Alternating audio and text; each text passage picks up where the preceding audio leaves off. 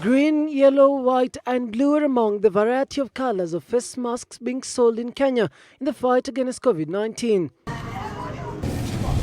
Up until a few weeks ago, the price of disposable and non-disposable face masks cost around 50 to 100 shillings, or even more in many places. But now the price per mask has greatly dropped to between 10 to 5 shillings.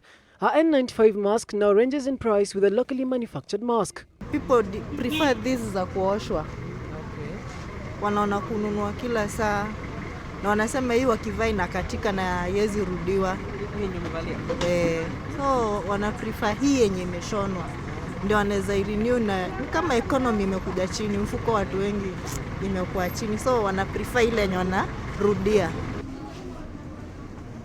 According to local vendors within Kenya's capital, face masks and healthcare products were overpriced at the beginning of the coronavirus pandemic in March, especially after Health Cabinet Secretary Mutahi Kagwe on April 6 gazetted laws that make it a crime to be in public without face masks. Anyone found culpable risks a fine of 20,000 shillings or even 6 months in jail. I think nowadays we just want to wear it so that you don't get caught by the cops. Yes. Yeah. So probably you just want there's somewhere crowded you are, then you just pick one and move.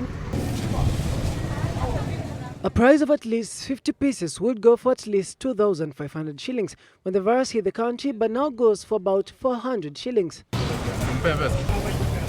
The sudden drop in price of masks could majorly be attributed to the sudden drop on demands as compared to when the masks were on high demand at the start of the pandemic. Hii mask ni 10 bob because kitambo ilikuwa very expensive.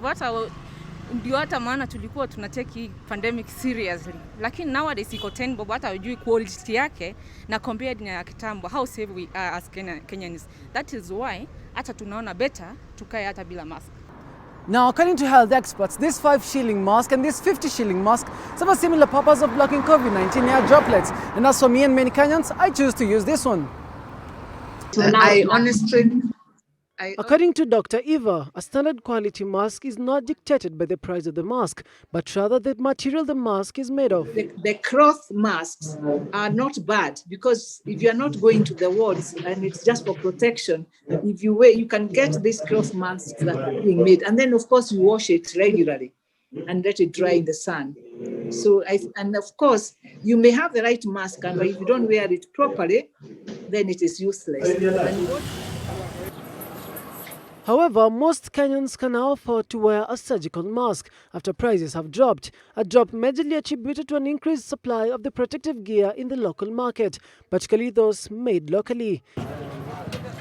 With drastic societal measures like lockdowns not yielding the desired flattening of the curve, the question that still remains absurd is whether the government will introduce a standard price of masks to help curb the spread of COVID-19.